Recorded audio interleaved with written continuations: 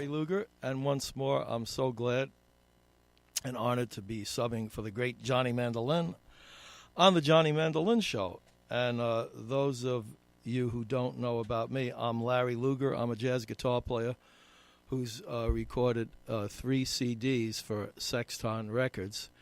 And if you want to learn more about me, it's at www.larrylugar.com. Larry Lugar, that's Luger.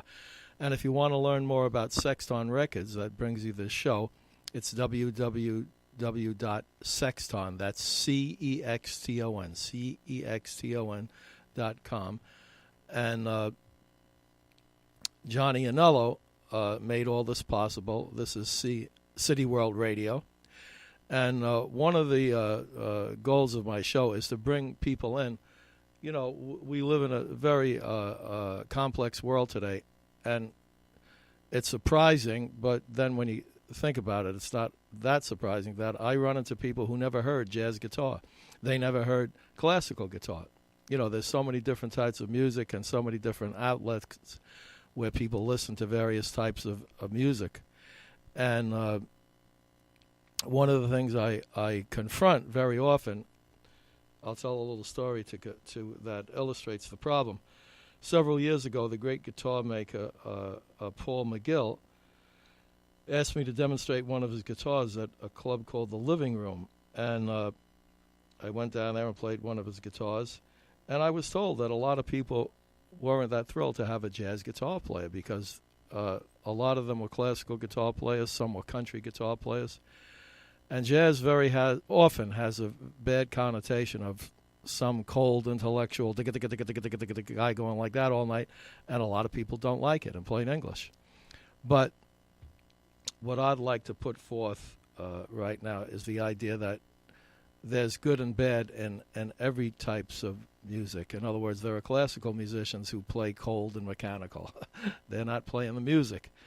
And too often jazz is presented in a very scholarly, academic, cold style.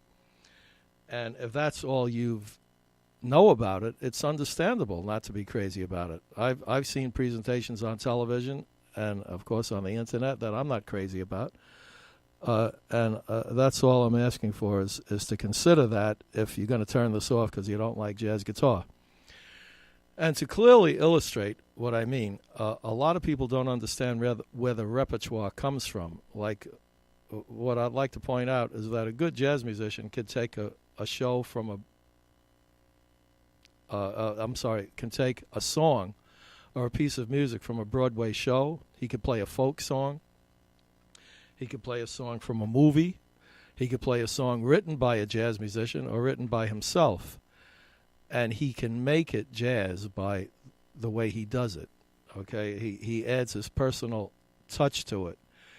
And I can't think of a better example of this than the great Sonny Rollins, a virtuoso saxophone player who took one of a folk song type composition called St. Thomas.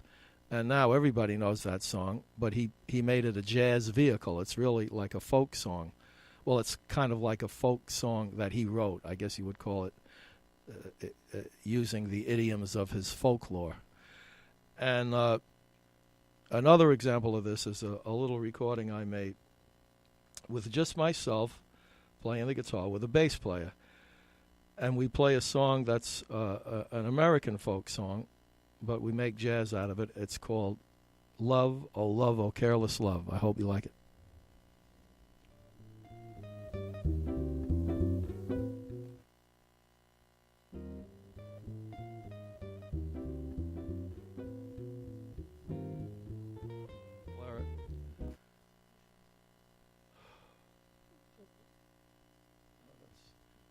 Could you play? It's the number one. Sorry, no, 2. Play the one after that. That's not it. No. That's it. Hit.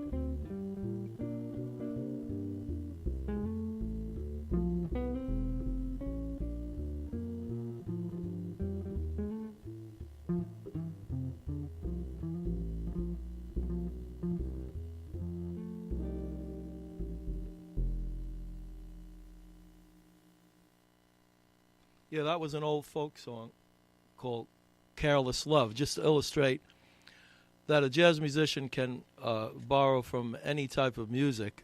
If he speaks the language of jazz, he can make it jazz. To further illustrate this, how there's so many different types of songs you can play, I'm going to play a little waltz now by a Russian piano player named Sergio Mahanovich. And it's been recorded by a lot of different jazz musicians. And I'm going to play it for you now on my guitar. I'm picking up my guitar, and I hope you enjoy it.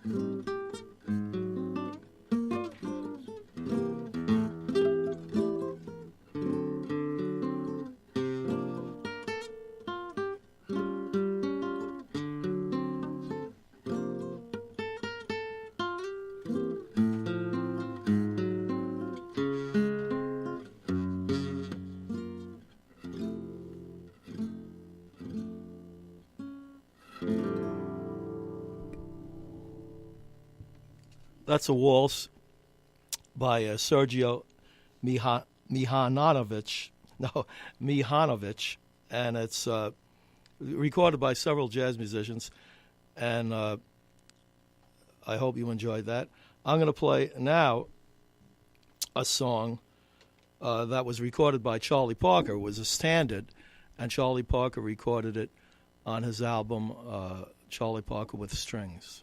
It's called If I Should Lose You.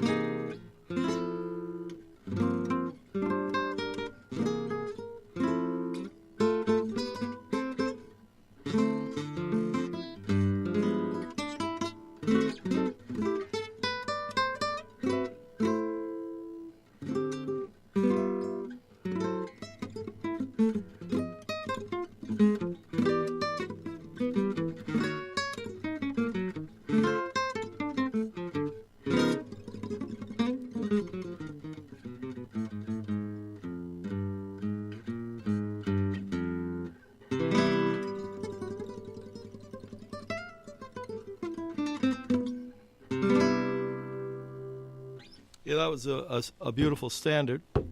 And Charlie Parker loved the American Songbook. And when he did the album Charlie Parker with Strings, it's one of the songs he chose to play, and I think it's obvious. It's such a beautiful melody. And talk about romantic. The lyric is, if I should lose you, the stars would fall from the sky. You can't get more romantic than that. And now, this is interesting how I came across this song. It's a jazz, well, it's been played by a lot of jazz musicians, but it comes from a movie called Samson and Delilah. And that was an old movie with Victor Mature and Hedy Lamarr.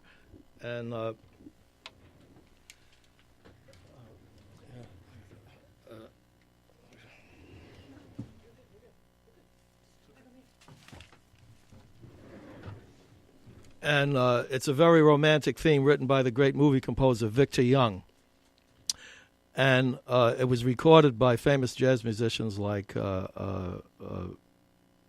Max Roach and Clifford Brown, and also Milt Jackson, many jazz musicians. They did it in a flat key. But then I heard an old recording someone gave me of the great jazz guitar player Oscar Moore, who did it in the key I'm going to do it in because it's more guitaristic. The interesting thing is he played it like this, single line, because he was playing with a piano player. He was a great guitar player. I might interject this. He was an underrated guitar player, Oscar Moore, and the funny thing about it is he made a great contribution to American popular culture. Everybody remembers this ending on the Christmas song, Nat King Cole. The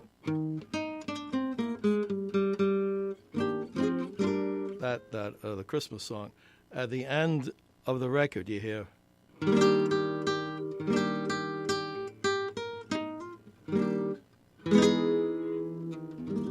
That was the great Oscar Moore. I later found out that's called an appoggiatura chord, but he did that with the trio, the Nat King Cole trio, himself on guitar, a bass player, and Nat King Cole.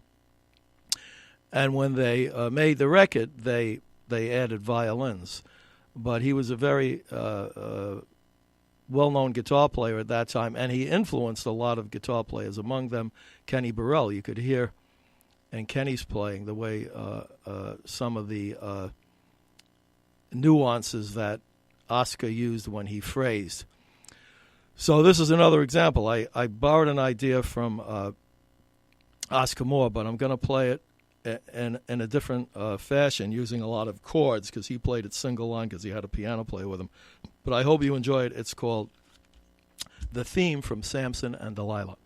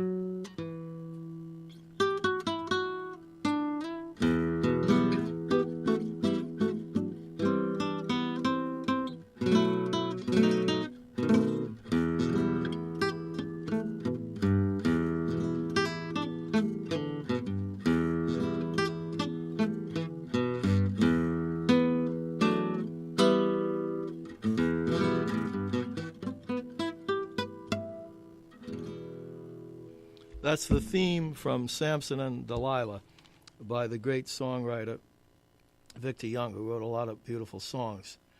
Now, to show you how versatile, hopefully, the jazz guitar can be, I'm going to play a standard. Again, that was recorded by Clifford Brown, who I love. I love all the great horn players, but this particular song has such beautiful changes. I keep it out of my repertoire sometimes for a long time and then go back to it because it's played so often. But it's the type of song you go back to and you realize why it's so great. It's called You Stepped Out of a Dream.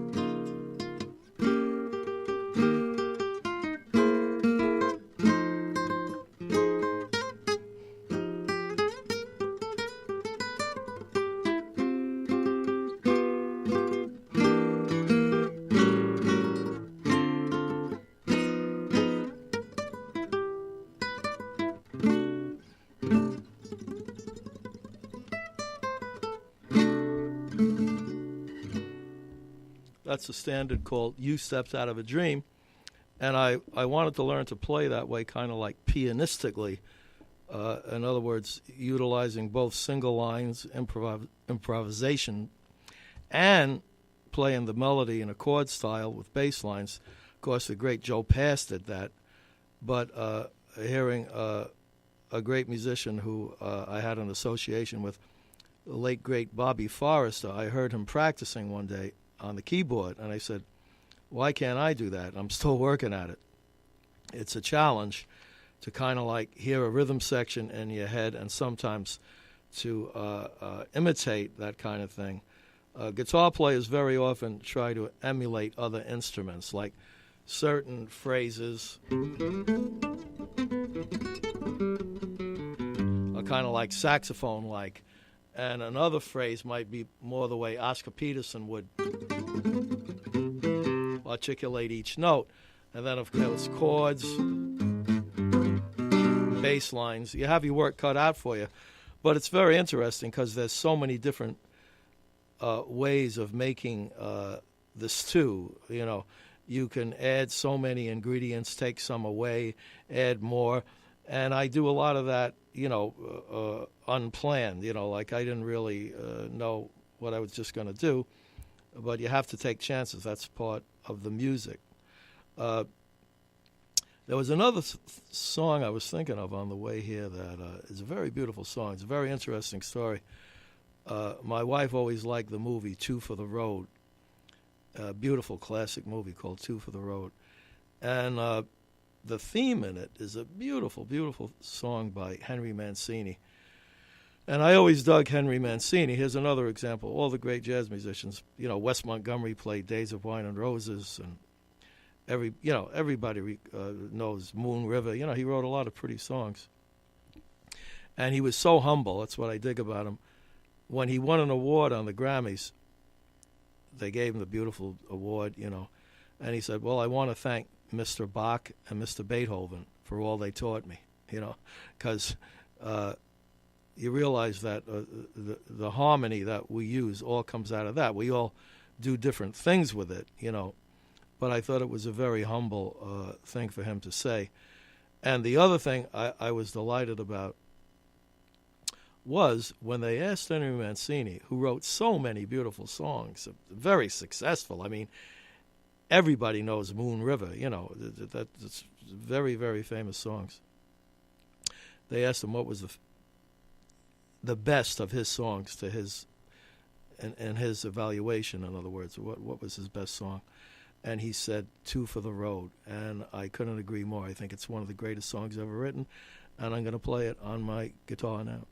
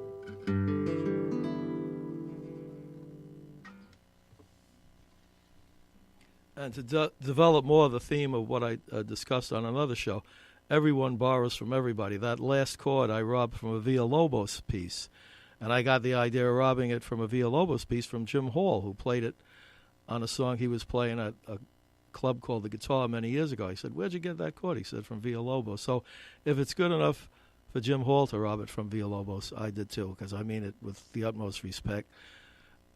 Those beautiful kind of impressionistic chords is one of the reasons I play the guitar. It's such a versatile instrument. You can play blues on it, you can accompany on it, you can play beautiful sophisticated chords on it. And speaking of that, I'm going to play a very simple little thing now called Now's the Time.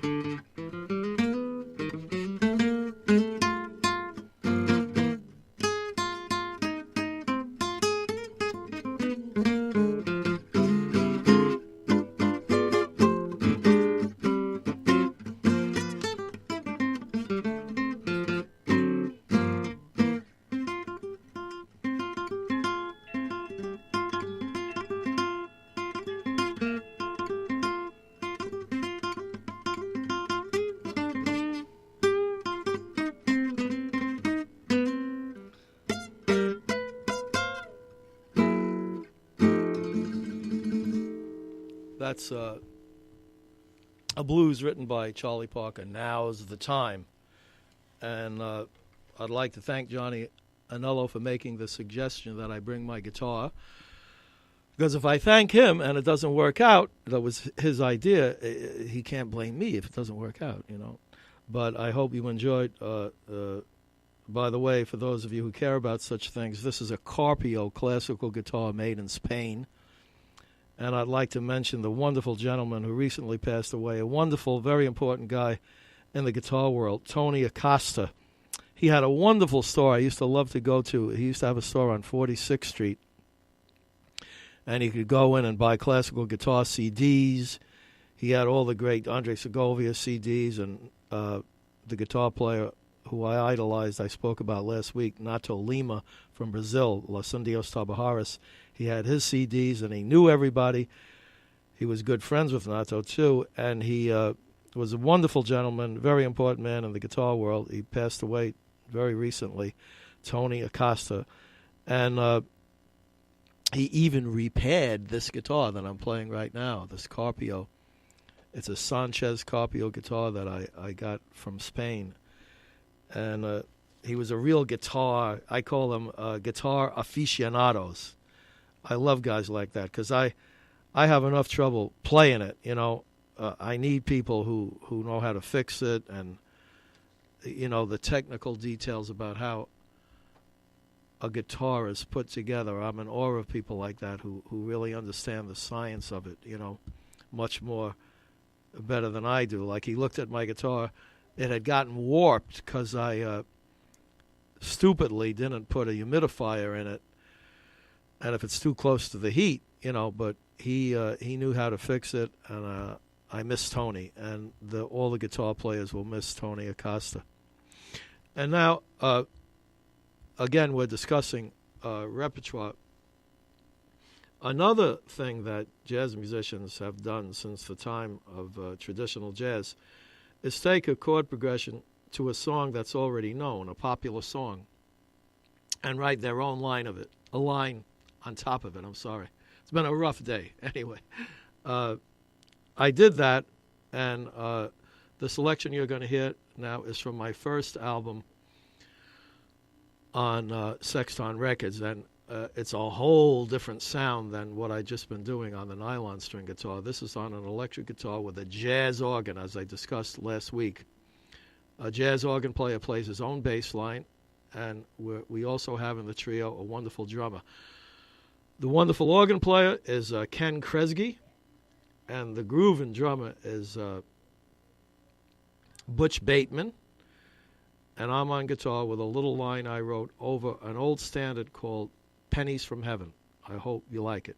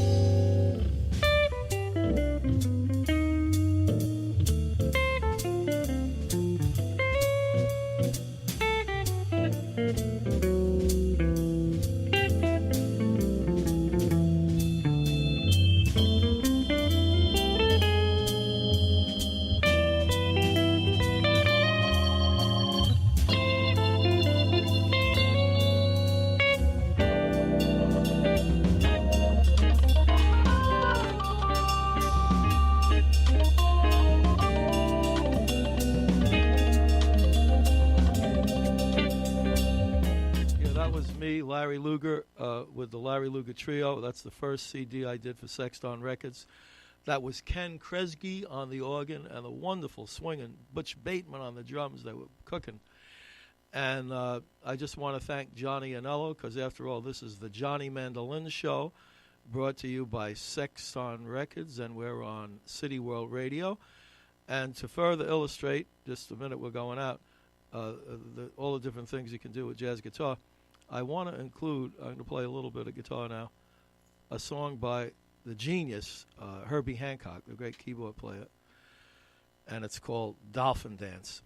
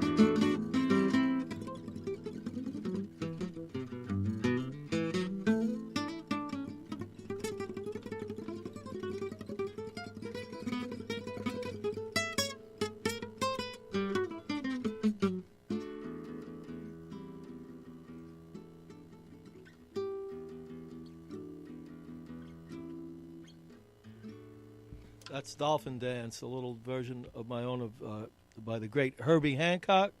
I hope you enjoyed the Johnny Mandolin Show, and hope we're together again soon. Thank you. Yo, what's going on? Y'all listening to Sky's Crescent Radio, and here's what's coming up. On the first Sunday of the month, we have the Poet Podcast with Dale Novella. On the second Sunday of the month, we have the Soul Tree Spotlight with Earlene Stephen. And we also have Keeping It Funky with Troy Weeks. On the third Sunday of the month, we have Boozy News with Supreme Bars. And on the fourth Sunday of the month, we have What's Really Good with Jeanette Berry and Clout Dealers with The Label Noir. And every Sunday at 7, we have Can We Not with Evan Combis. Peace.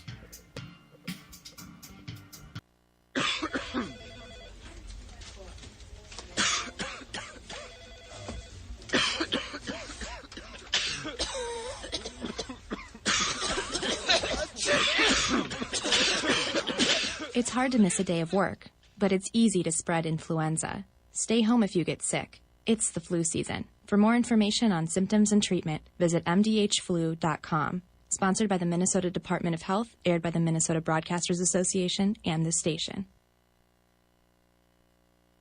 Hi, this is Kelsey Grammer. When military service members head into battle, none are expected to face the enemy alone, but many return home and become isolated as they struggle with the visible and invisible wounds of war. It can be difficult knowing how to overcome that challenge and rekindle bonds similar to those formed in the military. Wounded Warrior Project supports these injured veterans through their recoveries by connecting them with fellow warriors and their communities. No one should fight this battle alone. Join us at woundedwarriorproject.org. It's flu season. You might think you're healthy and don't need a flu shot, but look at it this way. When you get a flu shot, you're protecting not just yourself, but those around you who are vulnerable. A baby, a frail grandparent, a friend in the hospital or nursing home. For them, influenza can be life-threatening. Get a flu shot today. See your doctor or visit mdhflu.com to find a flu clinic near you. This message from the Minnesota Department of Health.